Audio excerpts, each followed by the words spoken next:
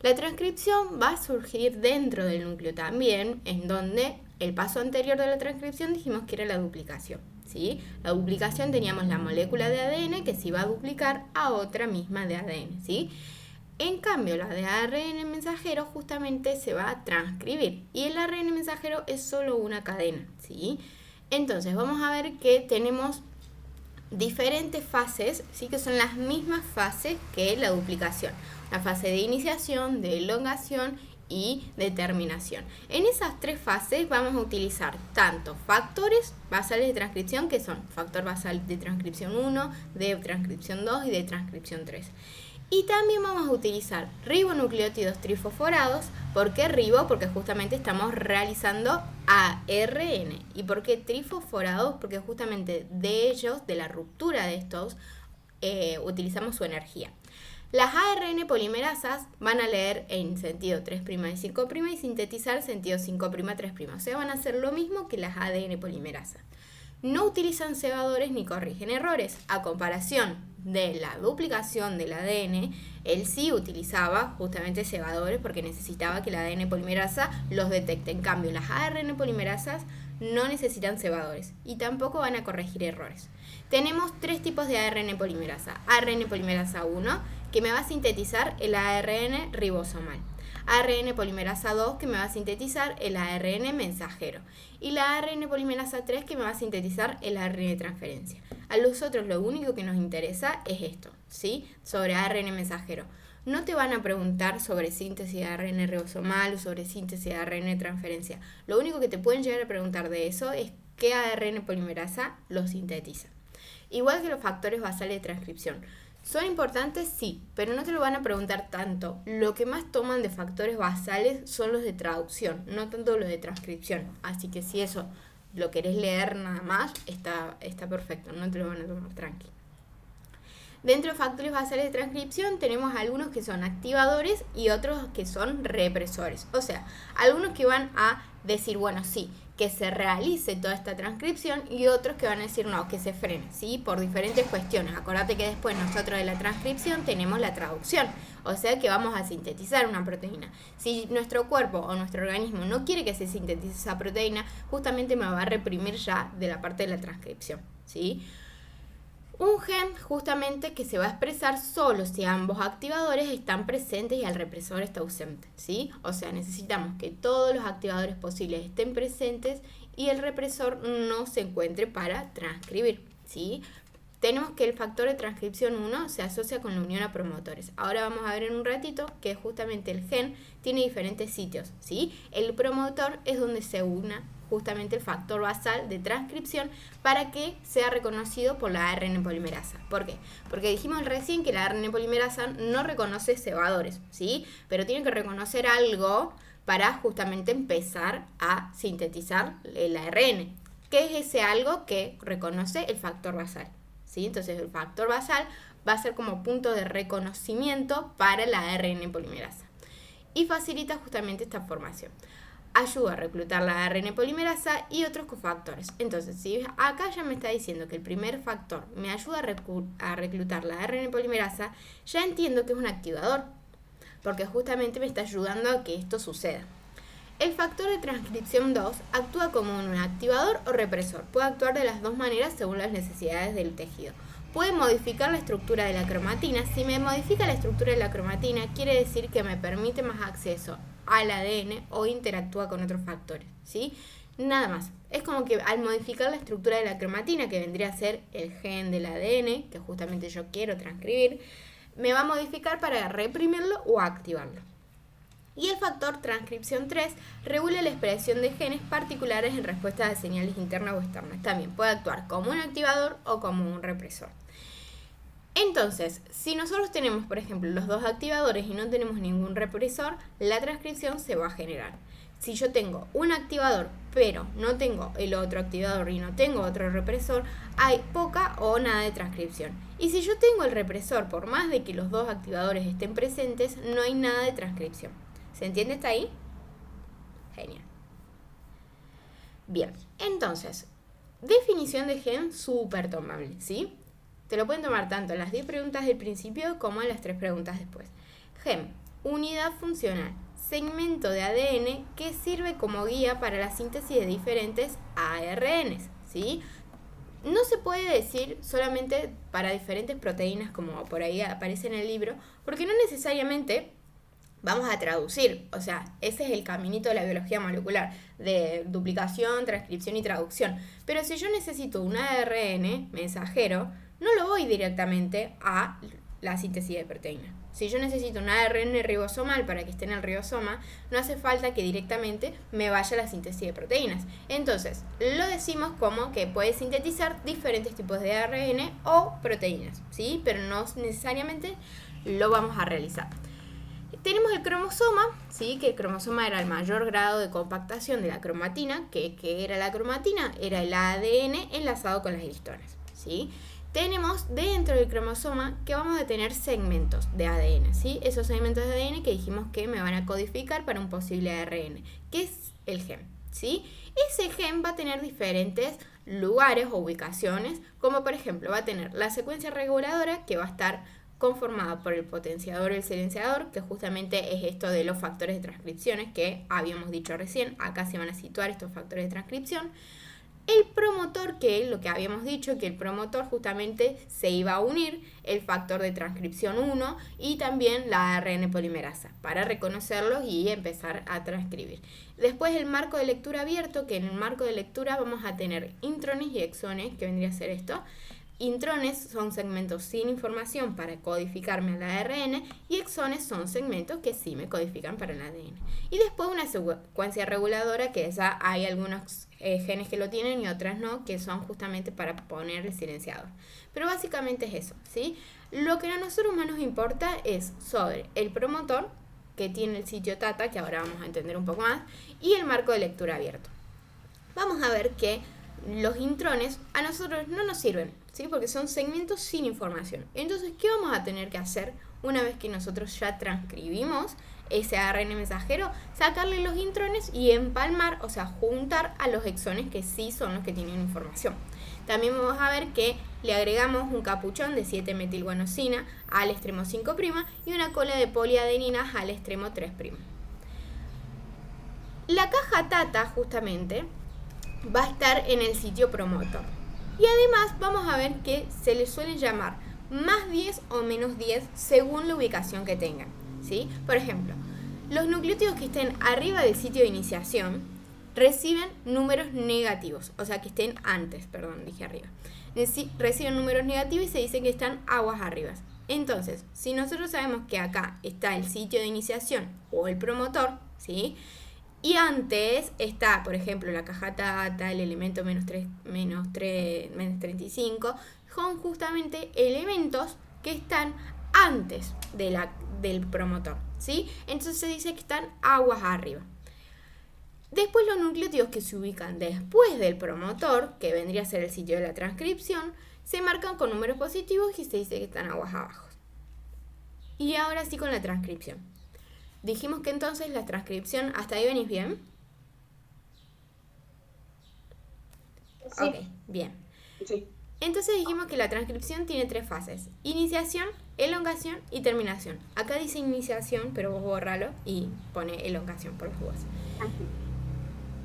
Lo que primero tenemos que hacer es que la ARN polimerasa funcione. ¿De qué manera funciona la ARN polimerasa? Cuando encuentra el sitio promotor. ¿Qué es lo que tiene el sitio promotor para que la ARN polimerasa lo reconozca? La caja TATA.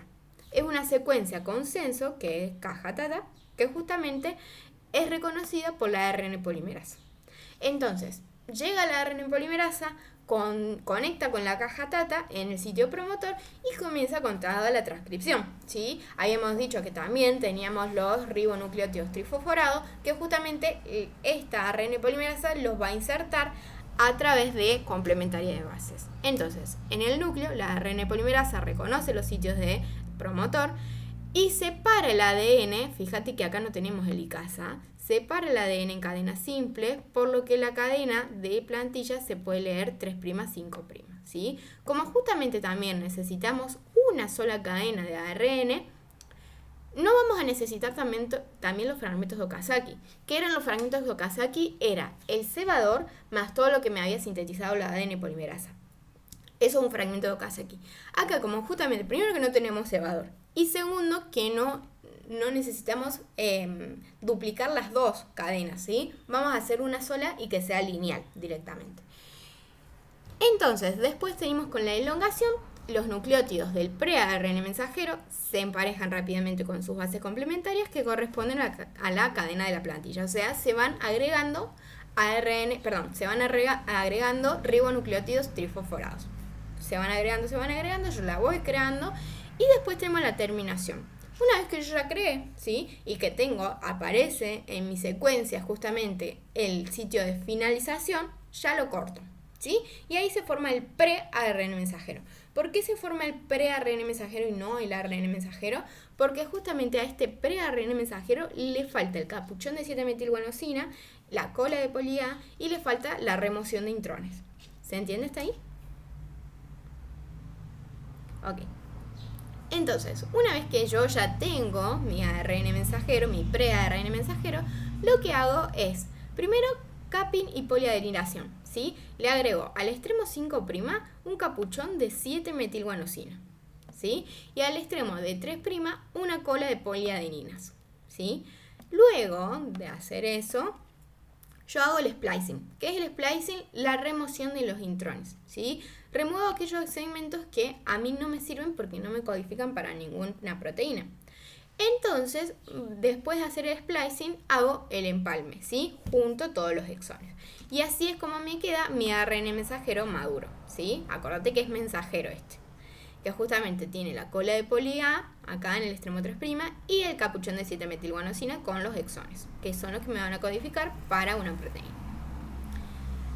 El splicing, que justamente era el corte de estos intrones, y el empalme, puedes realizar un procesamiento diferencial. ¿Qué quiere decir esto? Que justamente yo puedo realizar un empalme alternativo. No necesariamente tengo que empalmar directamente exón 1, exón 2, exón 3, sino que puedo dejar al exón 2 sin empalmar y empalmar el exón 1 y el exón 3, por ejemplo. Acá este ARN mensajero tiene 5 exones, o sea, 5 segmentos que a mí me codifican para una posible proteína, porque tienen información genética. El empalme alternativo vendría a ser que en vez del al exón 3, por ejemplo, si yo no quiero la información que tiene el exón 3, esto más que nada lo hacemos en laboratorio, ¿sí? No lo hacemos en el cuerpo. Si yo lo hago en un exón 3, le saco el exón 3 y lo empalmo. Exón 1, exón 2, 4 y 5. Y me genera justamente ARN mensajero. ¿Qué pasa? A medida que yo voy haciendo un empalme alternativo, diferentes proteínas voy a tener. Porque justamente esta información era súper importante para la creación de una proteína. Si yo justamente no tengo esta información y tengo otra, voy a crear otra proteína. ¿Se entiende esto? Genial. Y después también tenemos dos conceptos que es muy raro que te lo tomen igual, que es gen de monocistrónico y gen policistrónico. En eucariotas nosotros tenemos la secuencia del gen que se llama gen monocistrónico, ¿sí? Que sintetiza un ARN mensajero y después me da una sola proteína.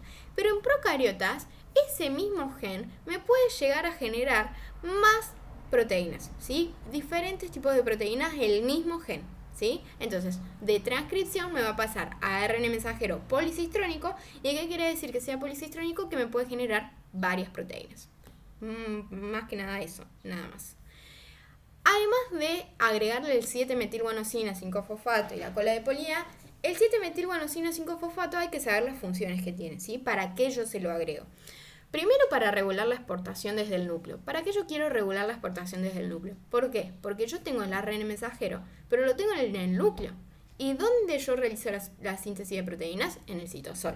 Entonces, ese capuchón de 7-metilguanosina lo que realiza es sacarlo a ese ARN mensajero desde el núcleo hacia el citosol. Previene la degradación por exonucleasas, que eran las exonucleasas, eran enzimas que justamente atacaban a los extremos de la cadena del ADN o del gen en este caso. Me impulsa la traduc'ción porque justamente al sacarlo hacia el citosol me está impulsando la traducción, y también me impulsa la extinción de los intrones proximales al 5', ¿sí? Nada más, eso solo. Acá tenemos una hebra con sentido, una hebra antisentido en la molécula del ADN, y lo que se va a sintetizar va a ser una hebra similar a la hebra con sentido. ¿Por qué? Porque vamos a copiar la hebra 3', 5', y vamos a sintetizar una hebra 5', 3', que esta hebra que sintetizamos de ARN mensajero es idéntica a la otra cadena que no utilizamos en el ADN, y esa cadena que no utilizamos del ADN es una hebra codificante. ¿Qué quiere decir que sea codificante? Que tiene la información necesaria para la síntesis de una proteína. Por eso juntamente vamos a realizar una casi igual que la hebra codificante. ¿Por qué digo casi igual? Porque al ser ARN mensajero cambia, porque en vez de tener timina tiene uracilo, pero lo demás es idéntico. ¿Se entiende esto? Ok. Bien. ¿Dudas de transcripción? No, eso sí, bien entendido. Bien, genial. ¿Qué otra cosa quieres que veamos?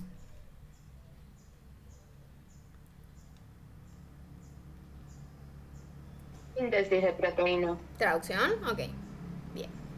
Bueno, la traducción se va a realizar en el citosol. O sea, ese ARN mensajero que nosotros marcamos, que estaba en el núcleo, va a pasar al citosol, ¿sí? Y vamos a necesitar del ARN mensajero que recién formamos, ribosoma, que dentro tiene el ARN ribosomal, y el ARN transferencia que se encarga justamente de unir el aminoácido. ¿Va bien? Ok, bien. También tiene las mismas 3 fases: iniciación, elocación y terminación, ¿sí? Entonces, ¿cuál es el objetivo de esta traducción? Formar proteínas a partir del ARN mensajero, ¿sí? Y vamos a ver que tenemos el código genético. ¿Qué es el código genético? Justamente es el término que nosotros utilizamos para nombrar la forma en que 4 bases de ADN, adenina, citosina, guanina y timina, se desencadenan de forma que la maquinaria celular, que vendría a ser el ribosoma, pueda leerlos y convertirlos en una proteína, ¿sí? O sea, si yo tengo un triplete, que es lo que tiene mi ARN mensajero, ese triplete me codifica para un aminoácido propio, ¿sí? Por ejemplo, vamos a ver que nuestro ARN mensajero tiene una secuencia de guanina, guanina, adenina. Sabemos que guanina, guanina, adenina nos da la arginina, ¿sí? También vemos que, por ejemplo, guanina, guanina, adenina nos da la arginina, pero la arginina, perdón, la arginina también la podemos dar por guanina, citosina y uracilo, ¿sí? ¿Por qué puede pasar esto? Es por justamente ese tip que tiene, esta funcionalidad que tiene el código genético, que es degenerativo, ¿sí? ¿Qué significa entonces que sea degenerativo? Que varios tripletes me pueden codificar para un mismo aminoácido. Así como la arginina se podía formar desde guanina, guanina, adenina, también se puede formar desde guanina, citosina y uracilo. ¿Se entiende eso? Y una pregunta, que ponele, cuando lo diferencian con el mitocondrial, ¿viste? Y dan los ejemplos. Yo esos ejemplos o los de terminación, eso me los aprendo, y también me aprendo algún ejemplo degenerativo. Degenerativo sí, No. pero mitocondrial no. Mitocondrial no te suelen preguntar mucho. Si te van a preguntar de mitocondria en ADN, te pueden preguntar el ADN circular, nada más.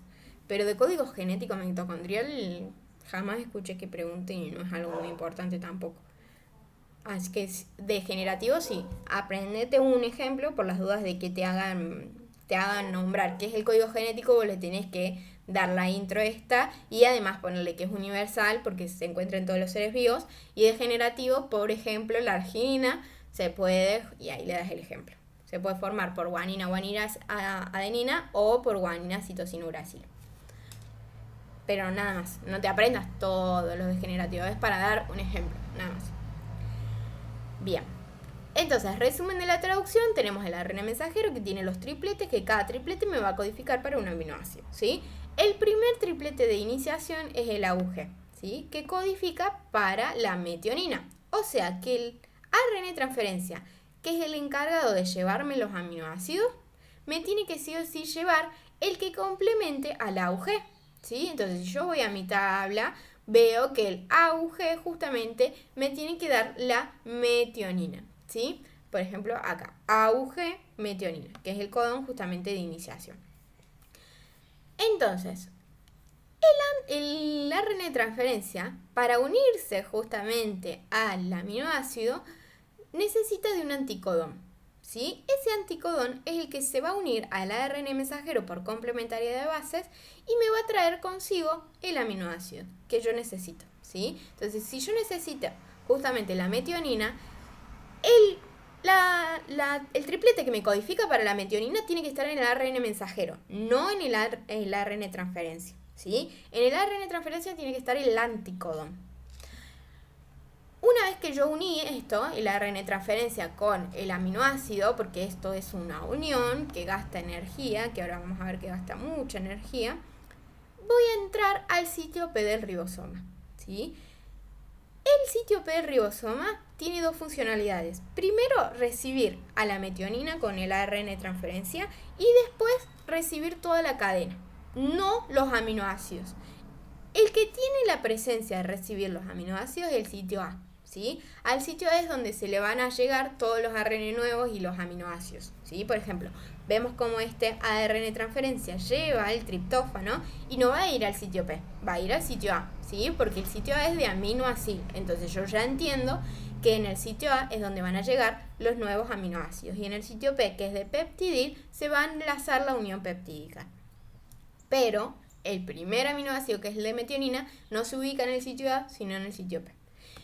Y el sitio exit lo utilizamos solamente para terminar justamente con la proteína o el péptido que nosotros formamos. ¿Hasta ahí vas bien? Y hasta ahí, bien. Lo que se me mezcla es en el libro cuando empiezan a hablar de los complejos FLE. Ahí se me mezcla mucho. Que no sé qué tan detallado tengo que decir eso. ¿Los complejos preiniciación, eso? ¿O qué complejos? Sí, los factores de iniciación. Bien. Que están los factores disociantes. Claro. Eso ahí me confundo. Bien. Factores son tomables, más que nada de lo de traducción, ¿sí? Yo te diría que te aprendas esta tablita y ya está, nada más, ¿sí? En procariotas no tenés que ver nada. De procariotas a nosotros no nos interesa, así que todo lo que diga procariotas, chau, del libro no, ¿sí? En cambio, lo que diga eucariotas sí es bastante tomable.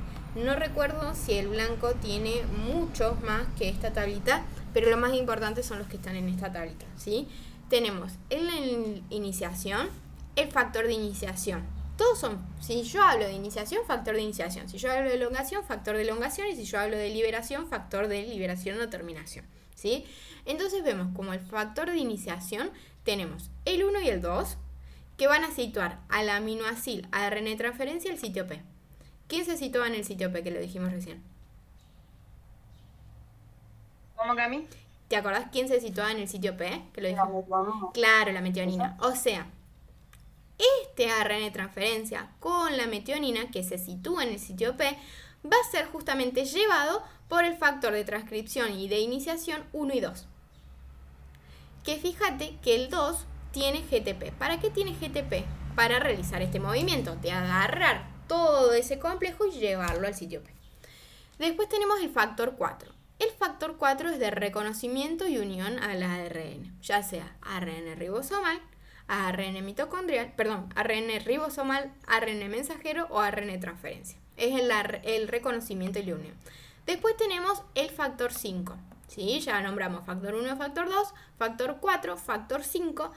Facilita la unión de la subunidad mayor, ¿sí? Vamos a ver que en el citosol vamos a tener el ribosoma con las subunidades mayor y menor separadas, ¿sí? Entonces, primero va a llegar el ARN mensajero y lo que se va a unir primero va a ser la subunidad menor. Si nosotros vemos acá la subunidad menor, no tiene el sitio P, ni el sitio A, ni el sitio E. Lo que nos sirve a nosotros es la subunidad mayor. Pero ¿qué pasa? Antes de que se una la subunidad ribosomal mayor, necesitamos formar un complejo de preiniciación, que ahora lo vamos a ver. En ese complejo de preiniciación no está la subunidad mayor. Entonces, necesitamos que haya como una pausa para que todavía no se una la subunidad mayor. Entonces, un factor de traducción me va a mantener la subunidad mayor alejada y otro me la va a posicionar. ¿Para qué la quiero alejada y que no se una? Para formar el complejo de preiniciación. Pero ¿para qué la quiero que se una? Para formar toda la traducción, ¿sí? Entonces, el factor 5 me facilita la unión de la subunidad mayor. Y el factor 3 y el 6 me impide la unidad de la subunidad mayor. Entonces, Factor 1 y factor 2 me sitúa el aminoácido ARN de transferencia, que sería todo esto, en el sitio P. El factor 4 me reconoce y me une al ARN. El factor 3 me impide la unión de la subunidad mayor, justamente ¿para qué? Para generar el complejo de preiniciación. Y el factor 5 me facilita la unión del complejo para la subunidad mayor. ¿Se entiende hasta ahí? Ok. Después tenemos elongación. Nosotros ya formamos todo esto y ahora la elongación, ¿de qué se trata? De justamente llevar el ARN de transferencia con los nuevos aminoácidos del sitio A y ir corriendo y el ARN mensajero desde el extremo 5'. Es como si al ARN mensajero, este es el ribosoma, este es el ARN mensajero, lo corro así.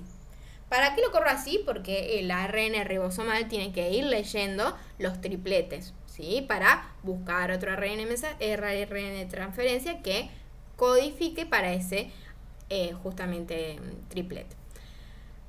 Eso que se mueve hacia el extremo 5' se llama translocación, ¿sí? Entonces, en la elongación, el factor 1 aporta el aminoácido ARN de transferencia al sitio A. O sea, me aporta el aminoácido ARN de transferencia al sitio A, ¿sí? El nuevo aminoácido me lo transporta al sitio A. Y fíjate que cada vez que yo necesito poner un aminoácido y ARN de transferencia en un ARN ribosomal, me gasta energía. O sea que no solamente gasté energía poniendo esto en el sitio P, sino que también gasto energía poniendo esto en el sitio A. Cada vez que yo pongo uno de estos complejos en el sitio A, gasto energía. Después tenemos el factor 1 alfa. El factor 1 alfa era ese. Y el factor 1 beta facilita la regeneración del anterior. ¿Qué sería la regeneración del anterior? Justamente regenerar el sitio A, ¿sí? Porque nosotros no necesitamos un dipéptido. O capaz que sí, pero por lo general necesitamos proteínas mucho más grandes. Entonces necesitamos que se vayan uniendo mucha más aminoácidos. Si por ejemplo mi proteína o mi péptido tiene 50 aminoácidos, 50 veces voy a tener que venir con el ARN de transferencia y dejarlo en el sitio A, ¿sí? Y eso lo facilita justamente el factor 1 beta. Y el factor 2 me facilita la translocación. Era esto de tirar desde el extremo 5' al ARN mensajero para ir dejando libre toda esta subunidad de ribosomal. ¿Se entiende eso? Ok. Después de liberación tenemos dos. El factor 1 que me reconoce los codones de terminación, UA, UGA o UAG. Y el factor 3 que me estimula la liberación de todos los factores, porque una vez que yo ya sinteticé mi péptido o proteína, todo esto lo tengo que volver a la normalidad. Tengo que sacar el ribosoma, la subunidad mayor, la subunidad menor, sacar el ARN mensajero, ¿sí? Como que lo involucra. ¿Se entiende? Ok, bien. Entonces, bien, buenísimo. La activación. ¿Qué es la activación? Esto lo suelen preguntar un montón, así que cuidado.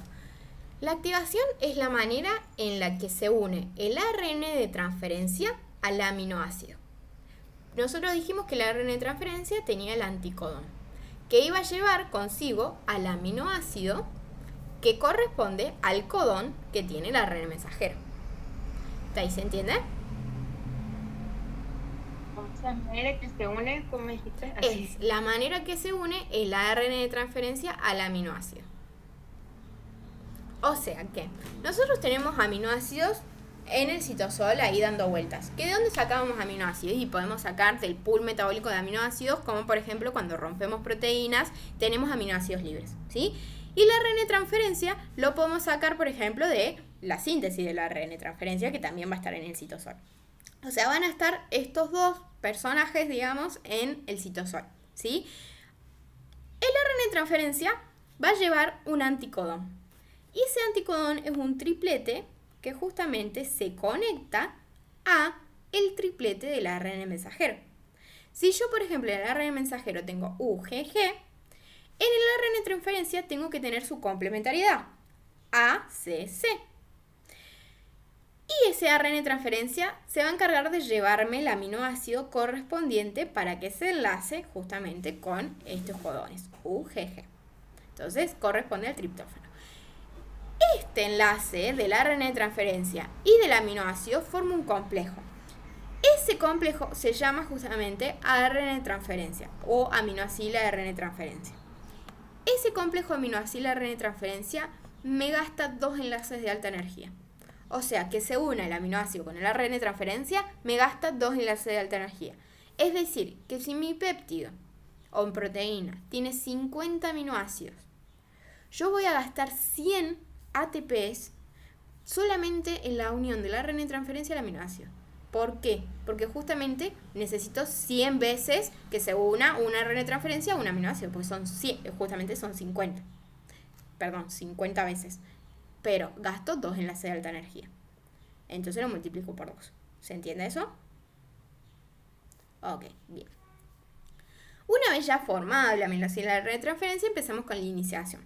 Fíjate que acá arriba te voy dejando los mismos factores que estuvimos hablando, ¿sí? Pero los más importantes son los que hablamos al principio.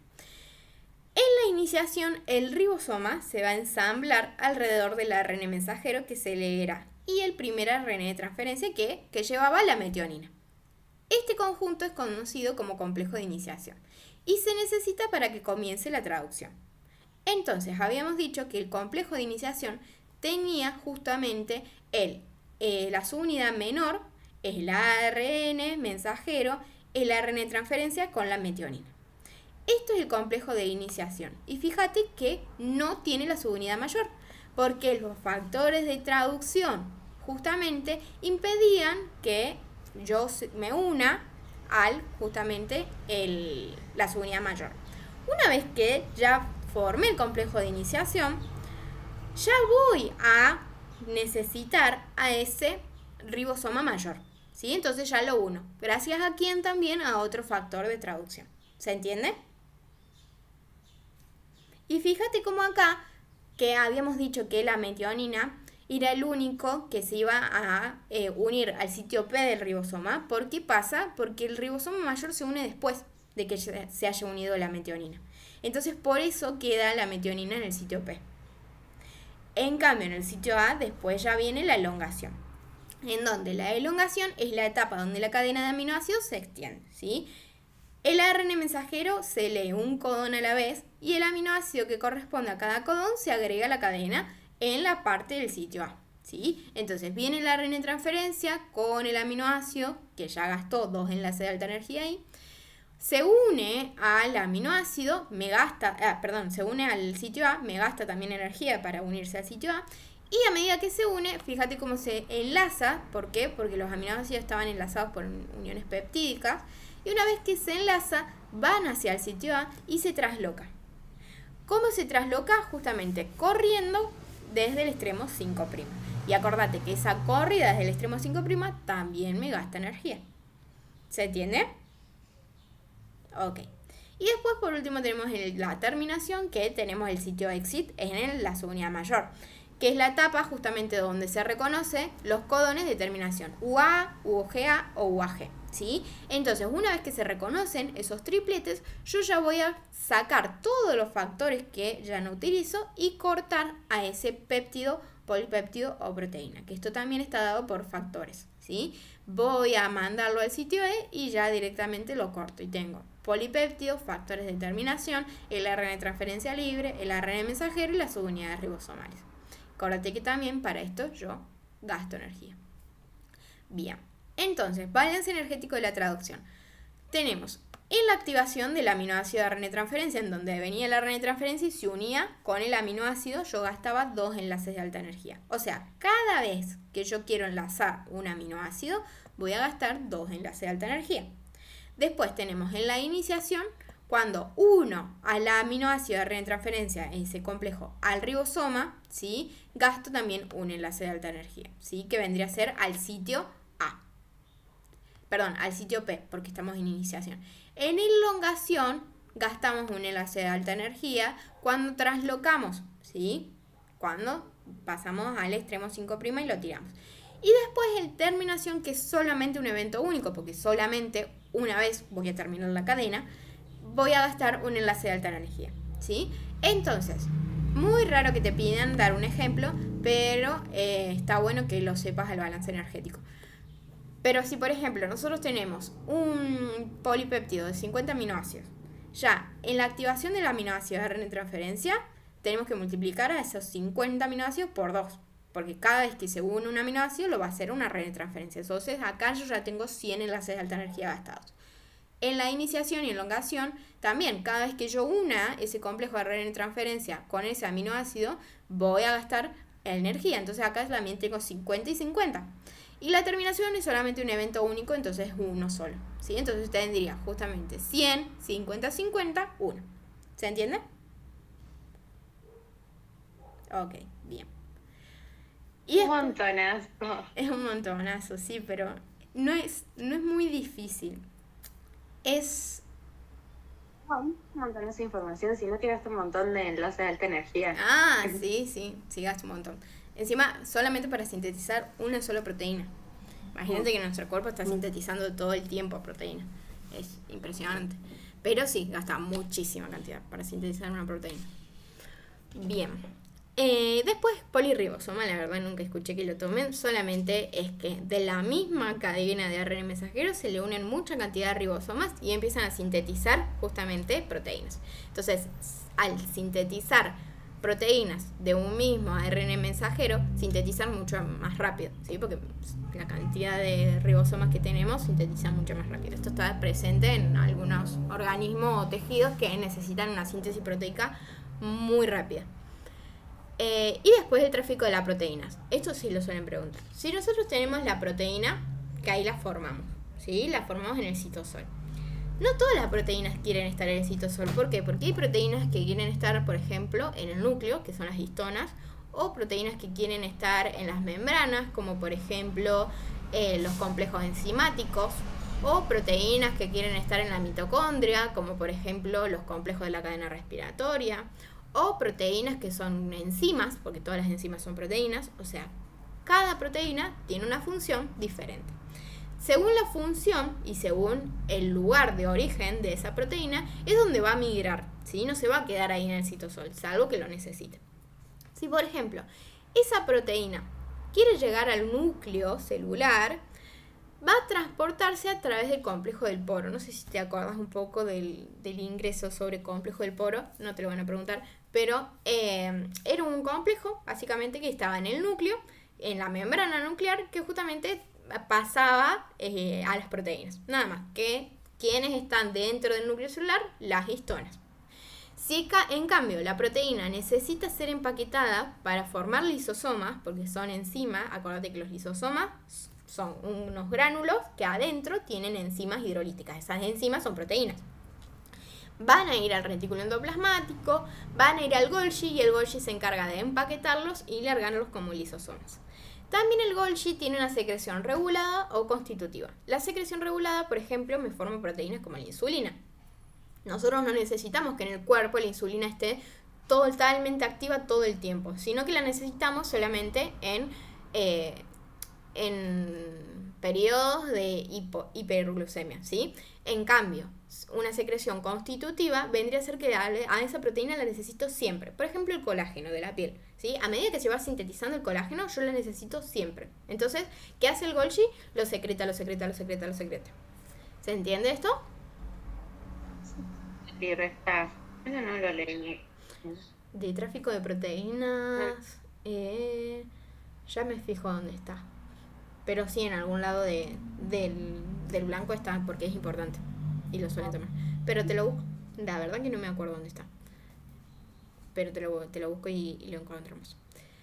Pero es eso nada más. No es decir que se necesita ni nada. Porque te pueden preguntar cómo hace una proteína para saber que tiene que ir a formar parte de los lisosomas. Esa puede ser la pregunta. Entonces, la proteína sabe justamente porque por medio de secuencia señal, que esa es la palabra clave, secuencia señal, va a ir hacia el Golgi y el Golgi la va a empaquetar para que sea lisosoma. Punto. Para el núcleo celular también, esa proteína va a tener péptido señal, que ese péptido señal va a atravesar al complejo del poro y va a llegar al núcleo. Básicamente eso, nada más. Y esto de antibióticos ni te lo van a preguntar. Es como que los antibióticos realizan un aumento o una inhibición de la transcripción y la traducción. Por ejemplo, la antimicina se une a la doble hélice del ADN y impide la de transcripción. ¿Para qué yo quiero que el antibiótico me impida la transcripción? Porque de esa manera las bacterias se van regenerando, realizando transcripción y traducción. Entonces, si yo paro la transcripción y la traducción de una bacteria, no se va a replicar más. Esa es como que la base del antibiótico, nada más. Bien. ¿Querés que veamos otra cosa? ¿Querés que te pregunte algo? A ver, preguntaré de los antibióticos porque digo, wow, un montón. No, de antibióticos sí. Era mucho. Em,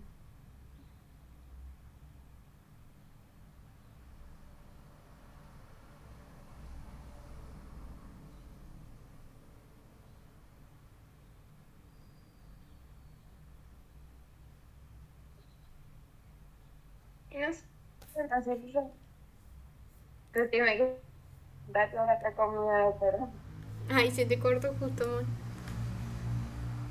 me gustaba, pues, o sea, si me pregunto, bueno, pero yo ando acá un poco con miedo, pero sí. ¿Ya te presentaste el final? Me presenté al 1 de febrero. Bien, ¿y qué te pareció? Me pareció, no, me pareció bien, la verdad. A ver, no pasé al oral. La profe me dijo que era porque se notaba que al momento de redactar, como que no tenía el lenguaje universitario. Bueno, en un momento yo puse ser punto betas del páncreas, pero por el tiempo, porque vos querés escribir y relacionar un montón de cosas, y había un profe que hablaba medio así como, o sea, se notaba que era gay, no sé cómo se llama, capaz no lo Sí, conoces. sí, ya me acuerdo quién es. No, tóxico, Que es me pelado. presentó a rendir las 3 mesas anteriores y esta, y le dijo, porque en un momento había que hacer lo del Genotop, lo del PCR, las enzimas de restricción. Y bueno, entonces había que escribir un montón de cosas y era una sola pregunta. Y entonces selecciona un segmento de ADN, puso eso y dijo, ¿y ADN qué es? Ok, y entonces era como que él dijo, no se vayan tanto, que intenten relacionar con cosas y lo que pongan especifiquen qué es. Y bueno, y uno por ahí en el momento que hacerlo con el que querer relacionar con todos los temas. Y bueno, fórmulas y eso era lo que me daba miedo, pero bueno, hice 7 partes, marcar, que era el sustrato, ponerle nombre a todo lo que pagó ya es obvio, ellos no, y lo repodían. Y bueno, Sí, es que por ahí son un había poco, una chica que estaba, son un poco había una chica que exigentes. estaba rindiendo, que era de otro país, o sea, ella hablaba inglés porque era de Canadá. Imagínate, tenía que explicar todo. Y bueno, igual en un momento le dijo que ella había escrito mejor que yo. Pasa que yo escribo muy mal, yo no estoy acostumbrada a escribir. Pero bueno, y después sé que éramos 10 y que, 10 o 12, me parece que éramos 12 y 2 pasar al oral, no sé qué onda. Entonces en esta mesa, que alguien pasó al oral y nadie le correspondía nada. Claro. ¿Y Anato? Así que no ¿La sé qué onda. sacaste? Y no, si estuve siempre preparando esto. Me la estudié de septiembre, no para estudiar acá. Es que sí, es bastante difícil. No es imposible, porque hay un montón de gente que aprobó. Y aparte no es que te ponen baja nota ni nada, no es imposible. Pero bueno, es pasar. Es como que es tratar de darle a la tecla que justo ese día te corrijan bien y que no estén tan... Pero sí, te entiendo. Fea que en un momento. Y yo dije, ay, me va a corregir él. Y no, y en todo se quedó ahí, vio que escribí y se fue. Y se vino a saludar un rato. Pero después me escribió y bueno, y me rompió el serio. Así que le vi, porque le preguntó a una profe cómo le fue y fue justo lo que me corrigió, así que le contó. Pero iba a decir otra cosa.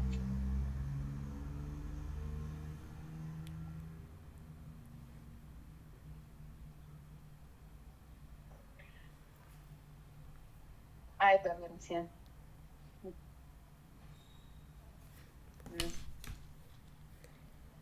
Te escucho recortada. ¿Para que voy a...? Ahí Vos está. me estabas diciendo recién que iba a decir algo y me olvidé. Bien, ok. ¿Y no te acordás qué era? Uy, No, estamos hablando de... Bueno, yo fui un poco también, y no iba a decir eso. Fui a ver qué onda. Bueno, en un momento que preguntan de cómo se mantenía...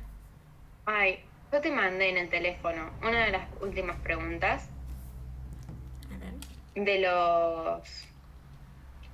Ay, no me acuerdo. A ver, ¿tenés ahí? Sí.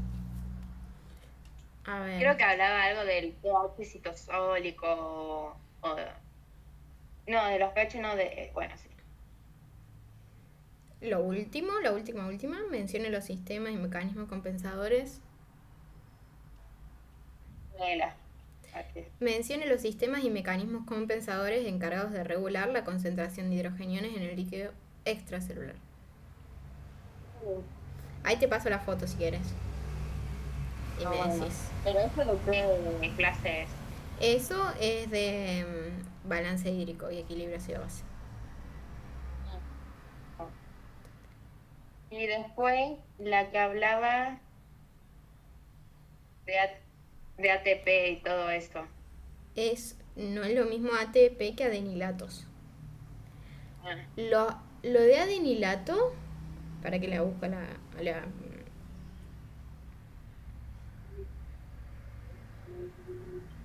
acá. Describe el papel de adenilatos en la regulación del metabolismo. Tenés dos conceptos para poner.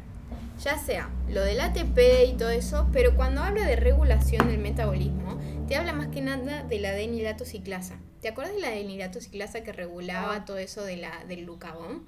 Bueno, era eso, sí. más que nada. Pero también de adenilatos podés poner esto del ATP y de la AMP y de la ADP. ¿Qué pasa con eso? Si yo tengo en el organismo mucho ATP, voy a querer deprimir todas las vías que me realicen ATP.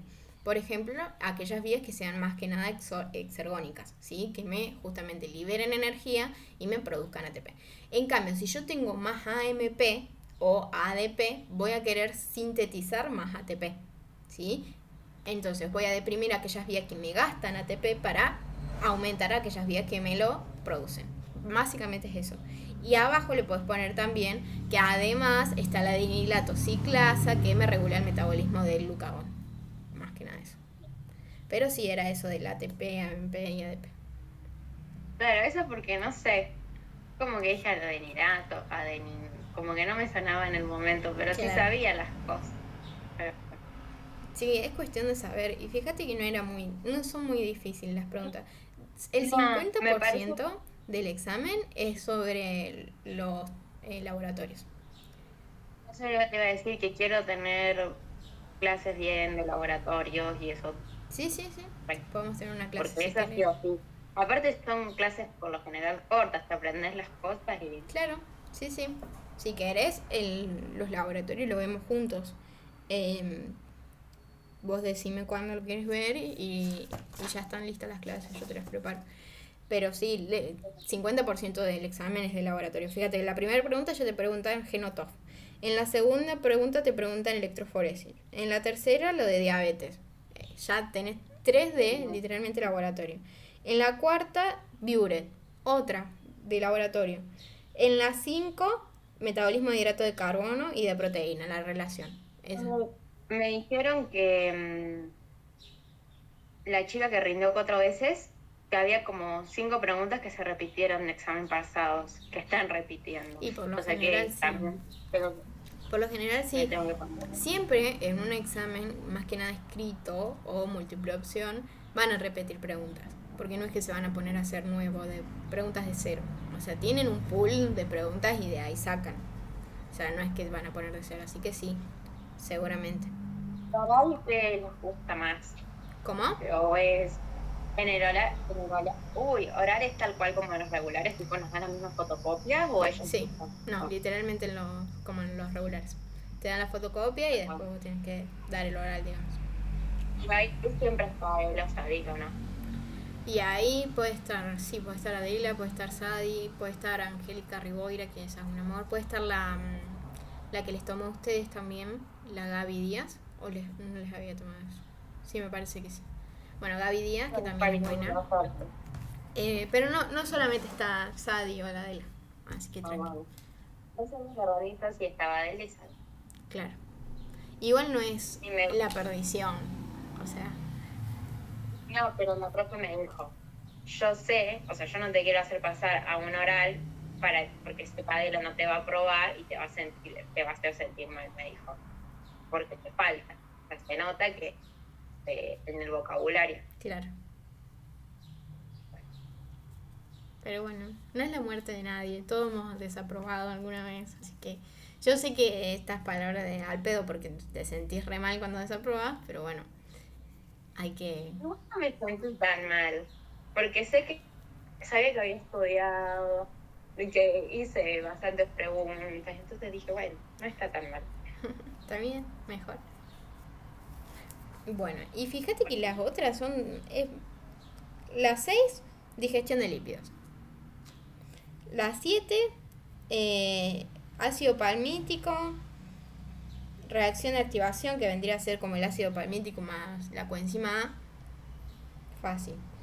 Describa el receptor de la insulina, súper importante, tirosina quinasa. El 9 que estuvimos hablando y el 10 de los sistemas de regulación. Pero no es algo de otro mundo. Me quiero saber, vitaminas. Sí. Que es el 673, 573. Eso yo nunca lo leí nada más del pilar y lo tengo que leer de acá bien. Me dijeron que ponerle SAD y lo que estaba haciendo te preguntaba una por una, tipo que le digas el nombre y en general como que le hagas un resumen. Pero bueno, sé la D, la A. Esas son las vitaminas más importantes son las liposolubles. La K, la E, la D y la A. Esas son las más importantes. De eso sí, tenés que saber todo. No te digo las fórmulas, pero por ejemplo, de la vitamina A, el ciclo de la visión te lo tenés que saber. De la vitamina D, te tenés que saber cómo se sintetiza la vitamina D. No la coagulación, porque en el blanco está lo de coagulación, eso no. Después, de vitamina E y vitamina K, las funciones. No necesitas saber la fórmula de eso. Y después, hidrosolubles. Ahí en hidrosolubles tenés el complejo de vitamina B y el DC. En el DC, siempre en las vitaminas hidrosolubles, vas a ver que la mayoría del complejo B actúan como coenzimas. Entonces, ¿qué coenzima actúa de cada vitamina y cómo se llama? No es necesario, no es suficiente que vos les diga B1, B2, B3, porque ellos necesitan el nombre, ¿sí? Porque hay alguna gente o algunos libros que a la B1 la toman como un nombre y a la B1 la toman con otro. Entonces es importante que vos le digas B1 y el nombre, ¿sí? Entonces le decís B1 el nombre, en qué lugar se pueden comer la alimentación, que en todos lados está el huevo, le metes huevo, lechuga, verduras. Eso es chamullo. Y después justamente de qué coenzimas forman parte. Y también la patología que produce una vitaminosis. Nada más. Fórmulas nada del complejo B ni del complejo C. Nada. Ok. Bueno. Bien.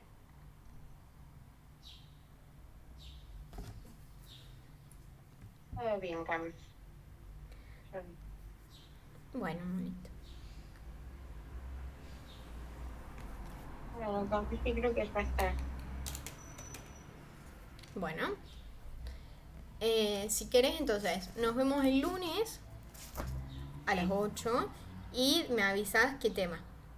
Y lo vemos. Bien. ¿Vos decís que hacer los 4 laboratorios juntos? Es una clase corta, sí. O sea, suele durar más o menos 1 hora. Es un poco largo, pero... Sí, no es tan larga porque de laboratorio uno no es que tenés que ver cuántos miligramos ponemos de cada cosa ni a cuántas revoluciones por minuto. Eso no. De laboratorio lo que te van a preguntar es el fundamento, que es lo más importante que vos entiendas de los 4. Se pueden dar en una clase, no hay problema. Pero si quieres de última, lo ponemos, que lo damos el lunes. Y si vos estás cansada, el lunes decís, bueno, hasta acá y después lo otro lo vemos cuando podamos. Cuando se me libere otra. Claro que hasta ahí, hasta el 11 después no tenés nada. Después del 11, eso te iba a decir, el viernes 7 tengo, que me dijiste que sí, a las 8. Y el sábado, todavía no sé dónde voy a estar el sábado porque me voy de viaje, pero yo el sábado lo tengo libre. Pero el sábado lo tengo libre. Si yo a las 8, que te voy a avisar el viernes a la tarde, si yo el viernes a la tarde veo que el sábado estoy en una casa, como para poder darte clases, te doy clases, no tengo problema. Porque el sábado no tengo a nadie, nada más que yo no sé dónde voy a estar. El viernes sí, a las 8. Y el sábado 8 te aviso el viernes. Y después, lo mismo con el lunes, no sé dónde voy a estar. Si yo llego a estar en una casa, no tengo problema de darte clases el lunes. El lunes no tengo nada, porque yo rindo directamente el 6, viernes 7, 8, 9 y 10 no le di clases a nadie porque justamente no sé dónde voy a estar. Pero el viernes 7 yo ya sé que voy a estar en mi casa. El sábado 8 y el lunes 10 no sé todavía. Pero si yo estoy en una casa donde tenga internet, no tengo drama de darte clases. Total, no voy a estar haciendo nada. Así que tranqui.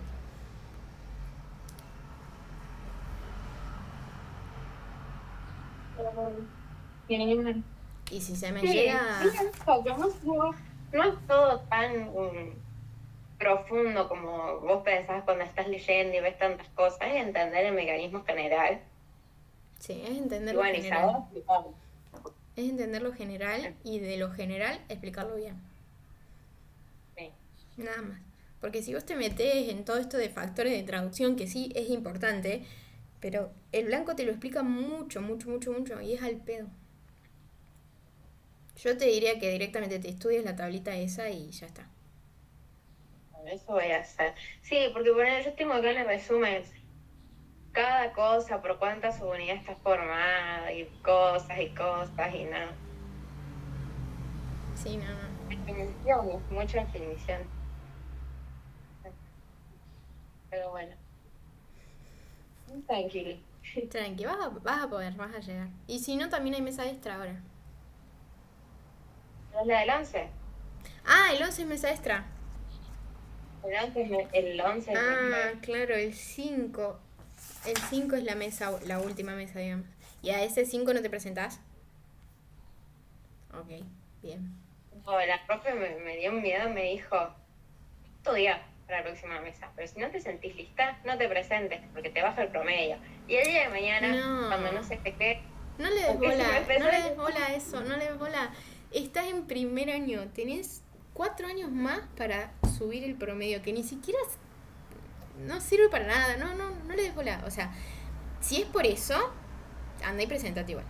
No dudes en... Aparte, vos fíjate que la mayoría de las personas que dicen eso no estudiaron medicina. Porque la profe que te haya dicho eso, no estudió medicina. Entonces, lo hacen en el laboratorio con el Ale. no tiene... No. ¿Es la Romy? ¿Tenía No, no rulitos? sé. Sí. La Romy, sí. Es un amor, pero no le des bola. No le des bola. Eso. ¿Qué?